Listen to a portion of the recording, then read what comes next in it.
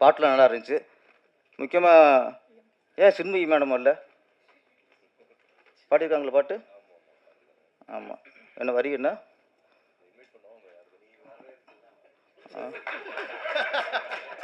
இந்த கோயம்புத்தூர் குசும்புங்கால, இந்த கோயம்புத்தூர் குசும்புக்கு இதுதான் நல்லா பாடியிருந்தாங்க. இந்த படத்து டைரக்டர் யாருன்னு தெரிஞ்சு தான் பாடினாங்களா? அது ஒரு கேள்வி இருக்குல்ல. தெரியுமா உங்களுக்கு? தெரியும். ஆமாம். சின்ன படங்கள் இந்த மாதிரி படங்கள்லாம் ஒரு படத்தை முடித்து ரிலீஸ் பண்ணுறதே பெரிய விஷயமா இருக்குது. வியாபாரமாகிறது பெரிய விஷயமா இருக்குது. இந்த நேரத்தில் அந்த படத்தை டேமேஜ் பண்ணுற மாதிரி, அந்த வியாபாரத்தை டேமேஜ் பண்ணுற மாதிரி, ஆமாம், அது ரொம்ப வருத்தமாக இருக்குது. ஒரு பாடகி அப்படிங்கும்போது சுச்சுவேஷன் கேட்பாங்க. இந்த சுச்சுவேஷன் பாட மாட்டேன்னா ஓகே, வரிகள் நல்லா இல்லை, வார்த்தை நல்லா இல்லை அப்படின்னா படிக்கும்போது தெரிஞ்சுவோம்ல, அவாய்ட் பண்ணிடலாம். இல்லை தெரியாமல் பாடிட்டேன், பொருள் தெரியாமல் பாடிட்டேன் அப்படின்னு சொல்லலாம். ஆனால் ஒரு படத்துக்கு கேப்டன் இயக்குனர், அவன் தான் முழுமையானவன். படத்தை உருவாக்குறவங்க இயக்குனர் தான். இந்த இயக்குனர்னு தெரியாமல் பாடிட்டேன் அப்படின்னா அந்த இயக்குனருக்கு எவ்வளோ அவமானப்படுத்துகிற மாதிரி, எவ்வளோ மன உளைச்சல் உண்டாயிருக்கும். இந்த இயக்குனர் தெரிஞ்சா பாடியிருக்க மாட்டேன் அப்படின்னா ஒரு இயக்குனரை குறிப்பிட்டு நீங்கள் எப்படி தாக்க போச்சு? இது மோகன்ஜிக்கு மட்டும் இல்லை, தமிழ் திரையில் உள்ள ஒவ்வொரு இயக்குனருக்குமே அவமானம் அது. நீங்கள் எல்லாருக்குமே நீங்கள் அவமானப்படுத்த மாதிரி தான்.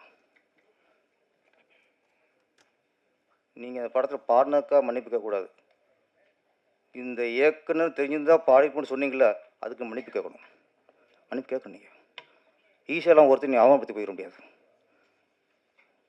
ஒரு இயக்குனர் ஒரு படத்தை ஒருத்தன் கதையை சொல்லி பிடிச்சி அதை முடித்து உயிர் போகுதுங்க. இங்கே ஒரு இயக்குனருக்கும் ஈஸியாக எப்படி ஒரு இயக்குனர் அவமானப்படுத்துவீங்க?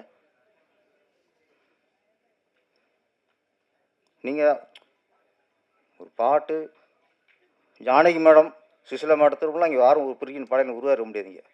தமிழ் ஜானகியோட எவ்வளோ ஒரு பாடகி அவங்க. நேற்று ராத்திரி அம்மா பாடினாங்க. அதுக்கு எத்தனை நல்ல அற்புதம் படம்லாம் பாடியிருக்காங்க. அந்த படம் அவங்களுக்கு என்ன சீப்பாகி விட்டாலும் என்ன?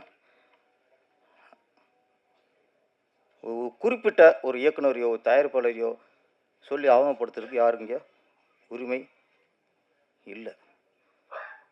இந்த படத்தை பாட்டு நல்லா பாடியிருக்காங்க, ரசிக்கிறோம். நீங்கள் ஒரு பாடகி, பாடுங்க, தொடர்ந்து பாடுங்க. ஏற்கனவே உங்களுக்கு தடைன்னே சொன்னீங்க. இப்போ அது இது இல்லை, உங்கள் திறமை நெரிச்சு பாட்டு போங்க. உங்கள் சுச்சுவேஷன் கேளுங்க. பாட்டில் ஒரு பாட்டை பழங்க படித்து பாருங்க. பிடிச்சிருந்தா பாடுங்க, இல்லைன்னா போங்க. பாடி முடிச்சுட்டு சம்பளம் வாங்கிட்டு அதுக்கப்புறம் ரிலீஸ் அவங்க வியாபார டயத்தில் போய் ஒரு படத்தை டிஸ்டர்ப் பண்ணாதீங்க. இந்த படத்தில் அவங்க பாட்டுக்கு சந்தோஷம்தான். இந்த படம் பாட்டு நல்ல ஹிட் ஆகும். நம்ம ரைட்டர் பார்த்திபன் சார் நல்ல விஷயம் சொன்னார். ரொம்ப காலத்துக்கு முன்னாடி நடந்தது சார். அது இப்போ திருப்பி ஆரம்பிச்சிருக்கு லின் சார் மூலியமாக. அப்போ ஏவிஎம், ஜெமினி, தேவர் ஃபிலிம்ஸ், மாடர்ன் தியேட்டர்ஸ், அந்த காலகட்டத்தில் முதல்ல அந்த கம்பெனி கதையை முடிவு பண்ணுவாங்க. கதையை முடிவு பண்ணதுக்கப்புறம்தான் இந்த கதையை யார் இயக்குனா நல்லாயிருக்கும் அப்படின்னு அடுத்த இயக்குனரை முடிவு பண்ணுவாங்க. அப்புறம் இந்த கதைக்கு எந்த கதாநாயகன் கரெக்டாக இருப்பார் அப்படி அப்புறம் கதாநாயகன் முடிவு பண்ணுவாங்க. இது ஆரோக்கியமான சினிமா அதான் போய்க்கிருச்சு. ஏன்னா ஒரு படத்துக்கு கதை தான் முக்கியம். கதை தான் ஹீரோ, கதை தான் கதாநாயகி, கதை தான் இயக்குனர், கதை தான் முக்கியம். அப்போ ஆரம்பத்தில் இல்லை, அப்படியே கரெக்டாக போய்கிட்டு இருந்துச்சு. அப்புறம் பார்த்தா Sridhar, K Balachander sir, TR Bhagyaraj sir இப்போலாம் வந்ததுக்கப்புறம் டைரக்டரே கதை திரைக்கதை வசனம் எழுதுனா தான் ஒரு முழுமையாக இருக்குமா தோணுச்சு. அதுக்கப்புறம் இயக்குனர்கிட்ட கதை கேட்பாங்க. கதை பிடிச்சிருந்தா அந்த கதைக்கு யார் ஹீரோ? பிரபுலா இருக்குமா? கார்த்திகேயனா இருப்பாரா? சத்யராஜனா இருப்பாரா? அந்த காலகட்டத்தில் அப்படி அப்புறம் ஹீரோ முடிவு பண்ணுவாங்க. அது ஆரோக்கியமாக போய்கிட்டு இருந்துச்சு. அந்த இதெல்லாம் நல்ல படம்லாம் கரெக்டாக அமைஞ்சது. இப்போது கதையை வந்து தயாரிப்பாளர் முடிவு பண்ணுறதில்ல, கதாநாயகன் முடிவு பண்ணுற காலமாக போச்சு. அது வேறு மாதிரி போயிட்டுருக்கு. இந்த காலகட்டத்தில் நான் வந்து தயாரிப்பாளராக லெனின் சார் நான் பாராட்டுறேன். ஒரு படத்துக்கு கதை தான் முக்கியம், முதல்ல கதையை முடிவு பண்ணுவோம். அப்படி கதையை தேடி இருக்காரு. அப்போ பொண்ணு பார்த்துமே சார்கிட்ட கூப்பிட்டு கதை கேட்டிருக்காரு. கதை பிடிச்சிருக்கு, லைன் பிடிக்கல, கதையே பிடிச்சிருக்கு. கதையை ஃபுல்லாக பண்ணி ஃபுல்லாக ரெடி பண்ணதுக்கப்புறம் அப்போ இந்த கதைக்கு ஒரு நல்ல இயக்குனரை, சரியான இயக்குனரை போடுவோம். அப்புறம்தான் இயக்குனர் வினோத்தை முடிவு பண்ணியிருக்காங்க. இதெல்லாம் ஒரு படம் நல்லா வந்திருக்குங்கிறதுக்கான நம்பிக்கை இருக்கலாம். ஒரு கதை தான் முக்கியம். அப்போ கதையை அதுக்கப்புறம் டைரக்டர் முடிவு பண்ணி இந்த கதைக்கு நம்ம கரெக்டாக இருப்போமா, ஹீரோ கரெக்டாக இருப்போமா, காலேஜ் ஸ்டூடெண்ட் ஸ்டேட்டஸ் சொன்னால் நல்லா இருக்குது, அதில் கொஞ்சம் மாற்றுவோம் அப்படின்னு சொல்லி அதுக்கு ஒரு மாற்றம் பண்ணி இந்த ரெட் லேபிள் முறையாக எடுக்கப்பட்ட படம் அப்படிங்கிறதுக்கு பொன் பற்றி சொன்ன உதாரணம். அடுத்து இந்த படத்தில் அவர் என்ன சுரந்தில் என்னென்னமோ நடிகர் நடிகர் திலகம், உலக நாயகன் எல்லாம் சொல்கிறாங்க. இப்போ ஒரு நடிகர் உருவாகிட்டு இருக்காரு. அவருக்கு பட்டத்தை தேட வேண்டியிருக்கு. இப்போ என்ன பட்டம்ன்ட்டு என்ன கோவை திலகம் வைக்கலாமா? இப்போ உலக நாயகன் டைட்டில் விட்டுருச்சாச்சா? அப்போ அவர் விட்டு கொடுத்துட்டாரு. அது கூட வச்சுக்கலாம். எங்கள் சங்க தலைவர் உதயகுமார், நடிகர் உதயகுமார் அவர்கள் இன்றைக்கி வந்து நடிகராக உட்காந்துருக்காரு. ட்ரெயிலர் பார்க்கும்போது அந்த கெட்டப் சூப்பர். ரஜினி சாரோட உள்ள ஸ்டீலாக சீடு குடிச்சு பார்த்துக்கல. அவரை கொஞ்சம் சீரியஸாக குடிப்பார். ரொம்ப தெனாவட்டா அப்படியே கேஸில் சாஞ்சிட்டு அப்படியே வானத்துக்கு ஊதுறாரு, புகை விடுறாரு.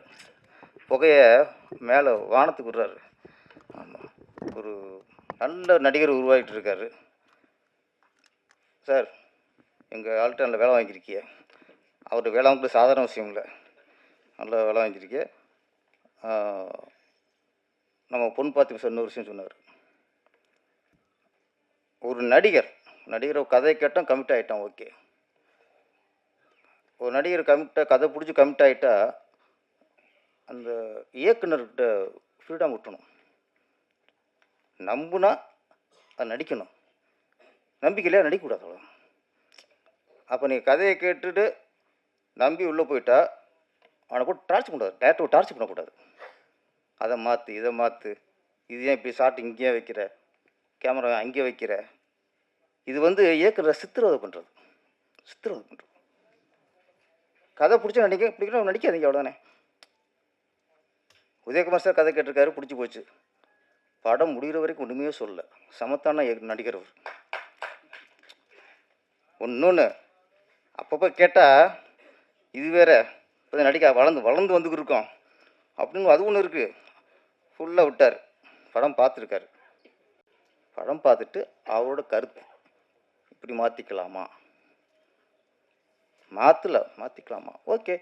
அவர் சொல்கிற மாற்றம் இயக்குனருக்கும் கதாசிரியருக்கும் உடன்பட்டுருக்கு.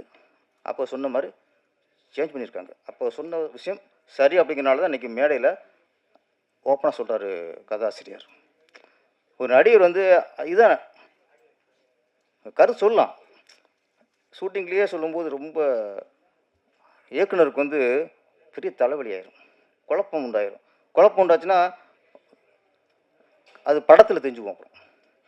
அப்போ கரெக்டாக எங்கள் நடிகர் கரெக்டாக படம் முடிஞ்சு அதான் அனுபவம். அதான் சார் பொண்ணு பார்த்தீங்கன்னா சார் அனுபவத்தில் அப்போ பக்கத்தில் வச்சுக்கணும். ஆமாம், அது சிலருக்கு யூஸ் ஆகும். அதனால் வளர வர இயக்குனர்லாம் உதயகுமார் சார் கூட நடிக்க வைங்க அப்படியே. அவர் கருத்தையும் கொஞ்சம் கேட்டுக்குங்க. இன்னொன்று அவர் முடிவு பண்ணிட்டார். ஏன்னா இப்போ எலெக்ஷன் வருது 2026ல். ஒரு 5, 6 படத்தில் நடித்து ஒரு ஃபேஸ் வேல்யூ உண்டாக்கிட்டு, அது ஃபேஷனாக போச்சு. ஒரு ஃபேஸ் வேல்யூ உண்டாக்கிட்டு அப்புறம் அரசியல் கட்சி ஆரம்பிக்கிறதா இல்லை இப்போ ஏதாவது கட்சிக்கு சப்போர்ட் பண்ணுறதாங்கிறது அடுத்த விஷயம். நடிக்கிறது அதுக்கு தான், வேற ஒன்றும் இல்லை. அவர் இன்னும் சம்பாதிக்கணும் அவசியமே இல்லை. இந்த எலெக்ஷன் முன்னாடி 5, 6 படம் நடித்து ஒரு ஃபேஸ் வேல்யூ உண்டாக்கிட்டு அப்படி பொதுமக்கள்கிட்ட போய் ஓட்டு கேட்கணும். என்னங்க அதானே தலைவரே? ஓகே. எங்கள் சங்கத்தில் ஓட்டு கேட்டு போர் அடிச்சு போச்சு அவருக்கு. என்ன நீ மக்கள்கிட்ட போய் ஓட்டு கேட்கணும் அதில்